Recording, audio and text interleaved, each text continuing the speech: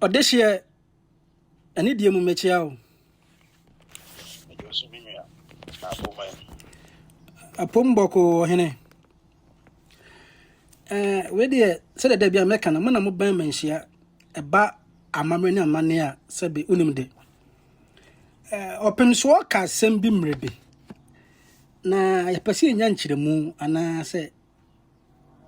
emu ntiase na se emu asechire pa ne sen.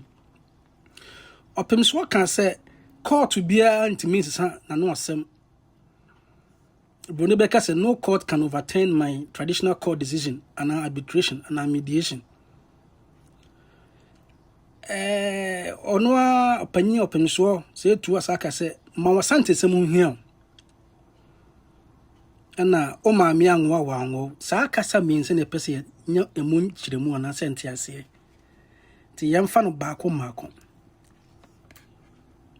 Court bia ntimi mo Manu asem ana sentimi ntu manu asem no no pese o kire sen yo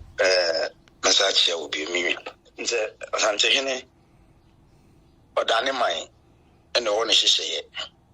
ena akan aman ni nyina no yewo se mekani ya yewo amamre baako a emu ono man kitinkiti bi na esesa eso no dodo na ya de kro ena empanifo se 1+1 2 isi e de no kre ni pepepe ye ena se e kan asem dia na kire se die e ka ebe esa twa behwe wasema o kan ne last se o maame anwo wa anye dei wa anwo Asantehene ote ho no sebi enye criminal cases and within war na himfi Asanteman nhia mu biawo die omoye wo ho abusuasem amamre ne amane hyehye abusuasem hyehye ahenie ahintu ne yekeka ho na die na criminal wum kakra to say obi aton asase waboboko adu se ohini bi aton asase amaw na asase no asafa ochi akotwan mu bi ende na criminal ya abem ye no se Asantehene tina utimi ebele complaints di mana o kwan mo fa so oka no na ohwese ohene kro no obema asase no ana Asantehene na se asase no on tom and the development or any so utimi ji wade ma tibi wo so utimi hye ohene ni se o ma asase bofro na omra mechi omfa mechire no se wa yesa ade na wi ema wa udi usika invest wo Asantehene mu bia na wa ma wonya ahotoso ene pepa se hadie mi invest mi sika won asase mu a ya na me wa ahotoso na Asantehene no krea okanti enti let's back enti nze se wo ya na first one no related to the last question now besides o ma mi anwa no afi de toso mi ni so no enam se ya hensem ni afisem ni abusuasem ni yekanti no ya ni difra ade ase ni edua baako se mekan abibi mamu no abusuani nyina ya oba baako asema intimi nye mam yenu asema da bi se oba mu nyina manyinyini na mu na nam kra ye fo a ye wo maame baako wo sana na fo ni nyina ono na sem na yeka paja meka wate ase sa oba panyin wo sa mu na nam no ono na ye ade na se afi ni ebewe ni mrai no branches no nse edua bia yenyini a edua ni di sifie ni mu ni branches no ya ne kwa abonten so e kwa abonten a sometimes ya na edin se wetin kra detective hu se branches here me hu nsuri ni du time no hanesi ana hana sesewo na abribia utresi a this utresi branches na no akonku edua kore free so a astren atretre abibia bonten no enti yen hwe branches na e wa bonten mu hwe edua na nkasa na won say yen before no yerigina edidua gina ho manipa eni nti yakase enipadua na ifrisa se yinu esanse enipa baako ene wo oba for instance no wa wona na se atre no wa obenya abusia and intino, the Bishop Bianso and Shassi, and tis a free Bushanua. I did you ta, Sabi, when you are to me, I did you to a bush, and I'm some about my brother Wissika, Name Baby Robu Fee, Name Beju Japadia, and said, Name anywhere in ye. And tis a France near the Nukrane car, and yet Diana, Ubiabo say, and Yamidia, and Umide, and Yadini. Sika and uncomedy from some babaji, Ubia Padia, and no Asantehene, dear, Asantemene, dear, Omo Ubia Saquino. But what did the mecano? Omo Ubia Saquine say, Which me do Sika, and won't know be. I didn't know the house of my fat. We move my cheer for so. If you baby, Nanamo community, you queer, and Hannah Econini say, Bedroom baby not. Sabina, a mema penny be any if you are a Kunyani bit in the Jano, and a penny be any if you are not if a Kunyana Manson or so. It immediately will be upon the brown free krumo. And yes, we krumo so free krumo, Nimunia this year. It look as a Maukotana to share a more Nimu and Kratas to say, we dear, and you dear Nimu, the Famo, said a bay Abraham, a copy say a bay and to TAV, not a diamond, and no. Most of times, it creates more problem in a can settings. And eventually, when you say, oh, I said, oh, Grana, maybe any pana demand the transfer, a chin of new. None of us CB fees will move out more for an hour. Now, I be an arch, quit me 200 years and dinner, and you penny a rafa sotaka. Now, I'm a half one free say, or more for being in India, into almost a yard this year. Most of times, any other creative problems. And if you also are now, or a Busiani, the Busiani Muno, or we any among Bima, or Mopusian pennyphobi, action or muscle chum fracunan hokaka. The Nina won't penny in some more winter say, and penny say, Opusinu Numa and out in a cancanintino, if we do mention the baby are 70 we see us here. And son of Santero Nanuatuso. Into before son of Santene and Robertuno. Omananamu in our drink, or move dear seminar, the committee in church in area, as a PSA de Bass Santamai Council, a Santamai sittings. Nanamu in our drink, Raba, your moon Susi, who know the woman found. Nayat Yabusani Fuku, we saw no teacher any. Say, some near Kunanamus move, which Namus move decided. The Maginaba, we would imagine about, we would imagine about, no Santehene, no to and some of them are no better so. Naturally say, Genuma could see us here, in the Ocas has 70 we are. What do you call to be? To be a bit my son and one say, Umami, and Umami on the wall, was in Janaban. The Quaben of us are being Samanai. In Tia about a confirm say, Nano Asamo Becano. Court, who could say because I traditional settings no young can court. Young could study no baby university PM. Judge in a lawyer now to one they work study a law. And a law now, Omako said almost I used to technicalities into you see traditional settings. In Tina, the constitution, Yadi Bear say a traditional settings no is accepted in our constitution say yemfano na namu edivision and to know it was here oche mensia efficacy o mo use customary law amamani amani humra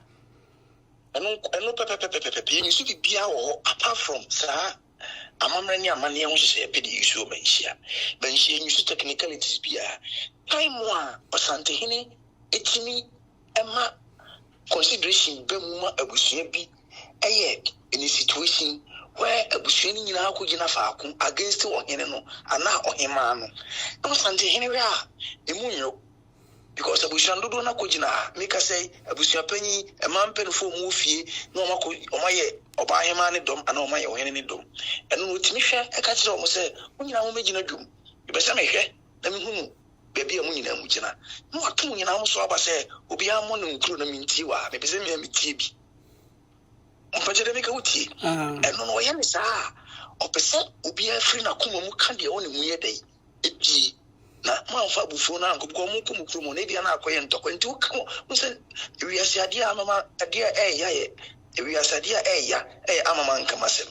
obo ha no fi senka ye ma me kwanya nkasira mekana na nka me na mekasa nkasira mekana ya ma na nka na ahye ne so se nipa no bibiri wa we ye be ne fe cause fi se wa kan kasa bo aye dey ahye ne yem nti no chichina ni na oye mabusua panyin ana oye efie kro no efie na asem no mu no oba kro no oda no ana panyin oda no ne ma ne kasama mu nti no ya mo bia de ne die ba no obekere na dwene wi a na busua panyin aka kire oba hema ne se ohema we de wutumi mu na nka ye de hye enso dodo ne se no mo ka se de ba ya asundwo ba wonti no mo kwa no munyi ni pamra na yenya anma asundwi mra na unko akogina kontin kro no na kire se aboa dodo ne kakra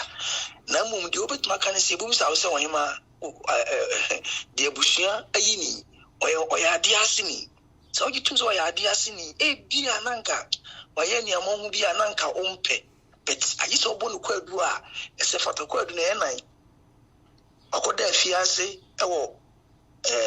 enoma bi hu ebi okobo okro no okowi ade okofa obiyire wumuram okofa obiyire wadi dem firi a oye onye de hye mpacha wati asesa enoma bia eno de odi bonu kwadu na chese onse fata se omutumi chusuma ne man ni mumo ye de hye dia na nudu ba bia na wa submit be nemu no 95% no aba ahema ne yo ma de hye saa ne ba emema ne side nso a emema no with consultation with the few for man penny for emema no de omu kontimi nyi omu hene abribi omu consult oba penny o fi enye ohema o so ohema ni wa abusua no ba penny o fi na otimai mo de hye eni to Asantehene ka sa asem wi a court be na ko sa no ubegina de so na asesa sa de hye ko gina de so it constitutional mandate no ina ya chro ye Asantehene akan don't forget say Asantehene Asante amansem nko an wudi ndaje dem ka wate ase enti ekrubia ne tisha Asante ase no ozo hu say constitutional we no ebi da manhia nemu no abusua ne nyemu hu nyina na bet Asantehene wo hununu nti no wo a ono so konhwe akohwenu yi ansa na waba bedwuma bekasa enti on kasa on fana no nto asem so no no ni mpefe se asem amaking no kure trodo a ntrobi ani mu enti e man sa ahoto so ni akonya ne se otimi ka kire gina bedwum kase men kanse makot bi ansa ma no asem da enye na hantan kwa so na on se nipa de o kan sa wi a afi na amanfo be read meaning studio kai no bi a chichirim se do no so si asefa echese o se min kanse mbia makot bia ntwuma no fom ese ma no di sem da ene na ka spegyan ti ase ene na ka benya Asantehene ase chire se onu anso no ma be kasa no no wa fully consultation with sekadwa ene sunsun ni bibia wa Asantehene nyina edison ikadwa mu na ni masedi a na Asantehene tumi na konya no jisu mu na ni masedi a ene na no kura todo no obeka no ka wi a no kura chi wo question bi fiachi ni abofunu bi sanity there's no question after truth intino sanity intina mana hotoso ni ahodin timi ka kire obi a said men tena manhia ni asema court bi sama no di sem da ene na nka menya Asantehene ene na nka sikadwa ntiase the sanity yo hene matiga say amamani customary law ne right no ena ede pefe wo manhia ntino se ne no mogina so di asem dia ene court bi and memo asem no ntumu yate ase na meka we ato aso ansa na waba second question so on say manhia setena ne asom na ye kase ye kosom no osom ne ye ba bia ye ko ekusua yakan ntete ye hyehyɛ ya henie tumi mu ye hyehyɛ ye nkomudie kwan fa so di asem ye obi di fa ni nyina entiase ye kosom som ne ye enye enne ne ye be start ya dia na nam ya ato ho ene ye di bu ne ni die komo ho abra ye ko tena ba bia o tena boss apo no na ye nyina aka eti apo ho na aka eti abo mu na edi sanhye na ye adwuma enti osom ne ye na nam ho ye bia ko ene ye di se bu ne ni die ne mo me so ye kosom Asantehene nso ba som ne bi ya na amanfo adwene se kase ye kosom agese ye kosom Asantehene na amanfo akirikiri mu different nso ka obi kasa won ti ase a de obi nso obi se mu ye no akire o mu ye dan se obetena ba bi ama wrong interpretation antino se metowasi a e kase ye kosom a nkese bi nipa no koye enkoasom sem wo manhia benye se o kwa ye koma wo ma se wadru ni ufu na Asantehene ni dabi ebi mu ya man hina kese ebi mu ya brempo kese ye kosom eye baby ya yesua amamre ne amane na ye hunu say ye ne sa eye wosom. That's our way of worshiping na na mo mabako teteno sa na ye frɛ no so twi kasa na nye obi anete omo so omo tenso so bibi asi kasa ne tirase a omo ni no kran so ose onka and ibu so office onim ni onim nti uti fi na no a obetwa won tro osom aye kwan fa so isu na na mo so idi omo se ye na omo isu na di amamre ne amane aye adwuma and ye fe ne say ye so Asantehene nso so bi sometimes omo tena se na mo hia na omo to adwene a we betim di adwene bi aba sabi mpredua so ebi kwa na Asantehene kwa na wanwene ho ankudu ho no so so bibia dey efrem eno ti no secretary sa ade bi ekobia na omo so ye dey omo de gu nkrata so omo di nkomo ni na obi to ha otwo ade bi menhie bia se na mo tete na CCTV camera ni ho ene de cameras ho but still ano na na mo ade bi omo ye bia ye ka bia na de gu nkrata so ebetime di 40 years 100 years na busho na sa be gina menhie na tane bia ni pa omo bebre ayu ko obi besesa amane ne akokan se day we date we time we una na begina ha ma ye kan say mani yi say ni akoro fail ya ko archives ni so what you say na ade be say benhia omo the records amamre ani bibia na ye hye omo nti wo kwa nti osom no minu mienu nyina mrebe mu na akọ Ghana na okwu kumase a na mo tena say ya akokosom enu na be mu hunu amamre no amane ne nhye hyehyeye because say isa ogu say otu say akonye beto ofisi say despite so ye de hye because na ni amamre ho hwe na wo tena so say na wo ye ne say ntino mrebe ma one day per once in a week and once in a month okosom a wote ho abemu say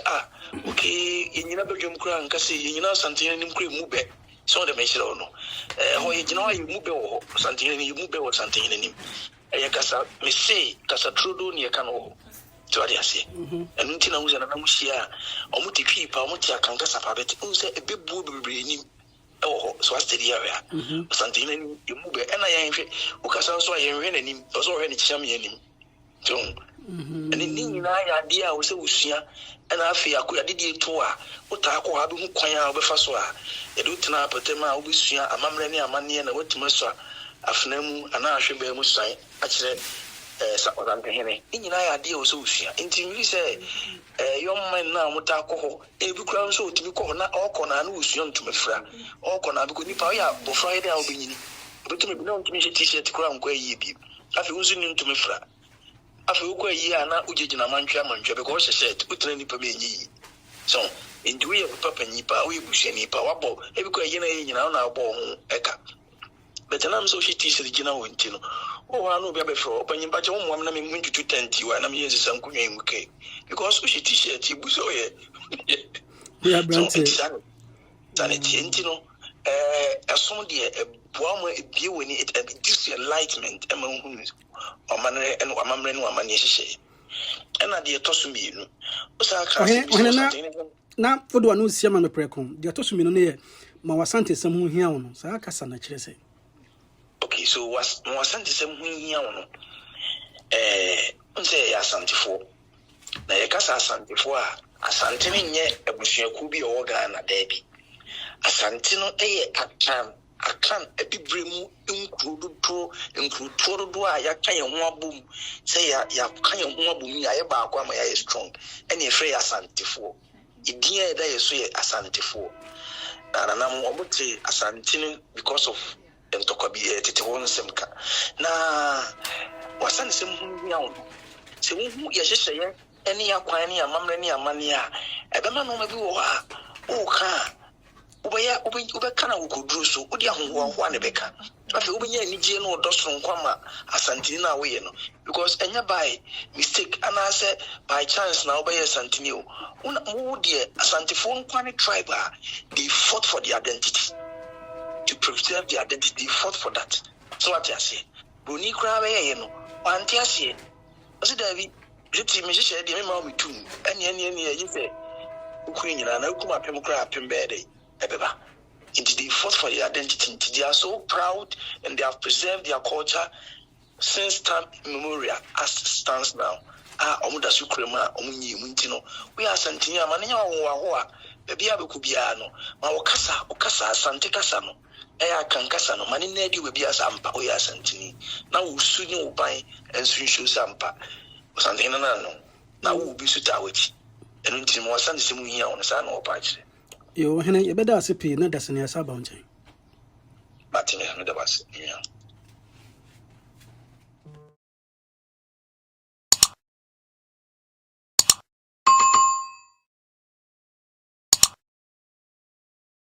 ene yahia yura Charles ndi ozese wa meeting nko ande meet Charles show